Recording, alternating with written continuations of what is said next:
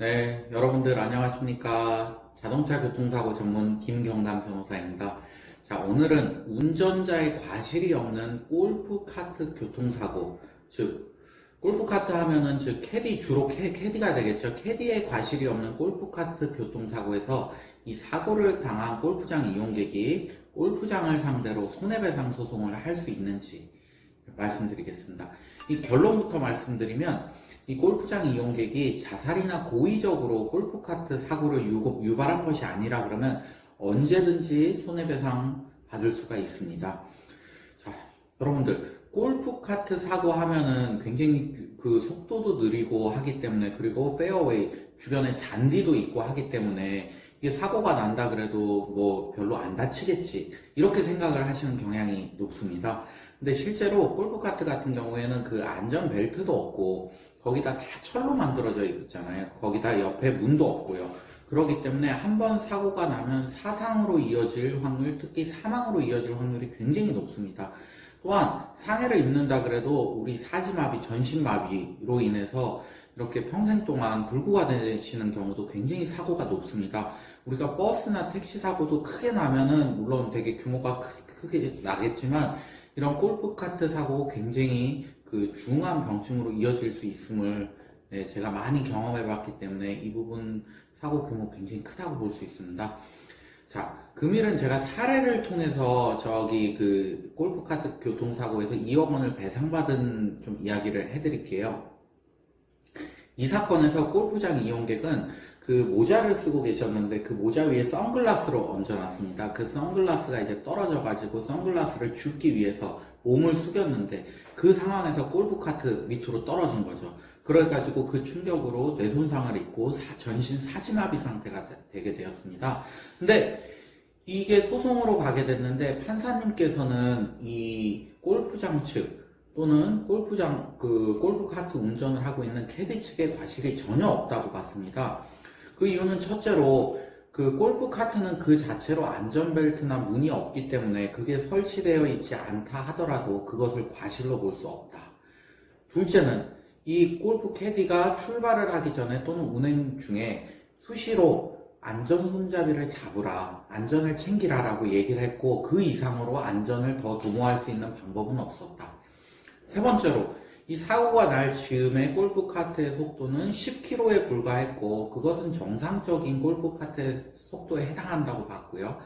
네 번째로는 캐디가 위험한 길이나 또는 충격을 예상할 수 있는 길로 달린 것이 아니라 정상적이고 안전한 길로 주행을 하였다. 마지막으로 골프카트 자체를 분석해 봤는데 거기에 기능상 구조상 결함이 없었다. 이러한 이유로 골프장 측의 과실은 없다고 봤습니다.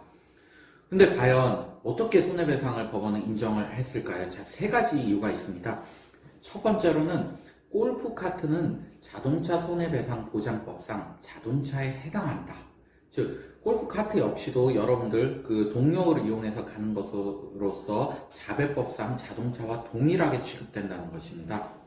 둘째로, 자동차 손해배상 보장법 제3조를 보게 되면 승객, 즉 탑승을 해당 교통수단에 탑승을 한 사람에 대해서는 그 사람의 고의 또는 자살로 인해서 사고가 발생한 것이 아니면 언제나 배상 책임을 진다라고 되어 있습니다. 누가? 운행자가 책임을 지는 것입니다.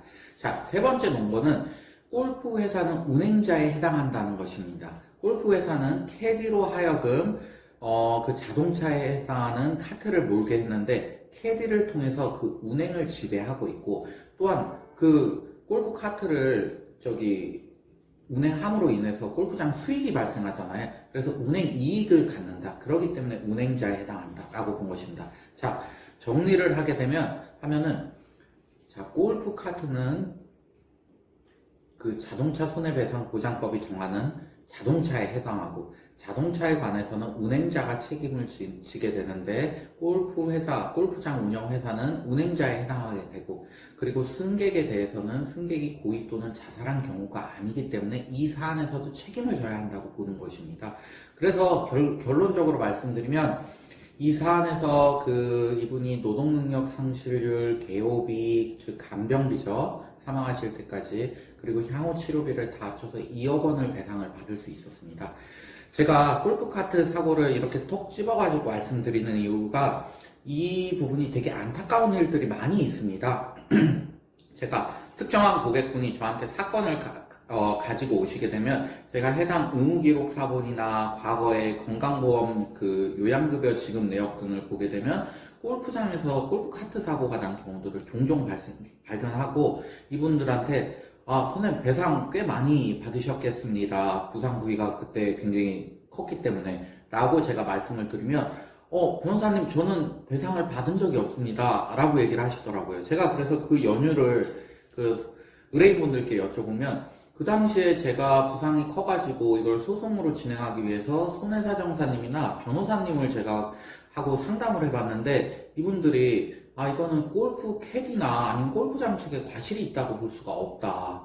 그래서 손해배상 책임은 과실이 있어야지 제기할 수가 있는데 이거는 이쪽이 무과실이기 때문에 청구를 포기하시는 게 낫다라고 해서 이분들이 청구를 포기했고 그리고 이미 손해배상 CO인 3년을 지난 상태에서 저를 만나러 오신 거죠. 전 나중에서 알게 됐고 그렇지만 그 손해사정사님이나 변호사님이 자배법 3조를 아셔가지고 승객의 경우에는 언제나 손해배상 책임을 받을 수 있다는 것을 알았다 그러면 이분 막대한 배상을 받았을 것입니다. 여러분들 승객은 언제나 손해배상을 받을 수 있다는 점 염두하시고요. 이런 큰 교통사고 사건에서는 비록 일정 부분 변호사 비용이 처음에 선임을 하게 되면 소요될 것입니다. 하지만 그 변호사 비용보다 변호사를 선임하셔가지고 훨씬 더 대폭 손해액을 늘리시고 대신 쓰신 변호사비는 추후에 소송비용 보전 절차를 통해가지고 비용 확정 절차를 통해가지고 대부분 다 보전받을 수 있으니까 그렇게 해서 더 큰 이익 얻으시길 바랍니다. 감사합니다.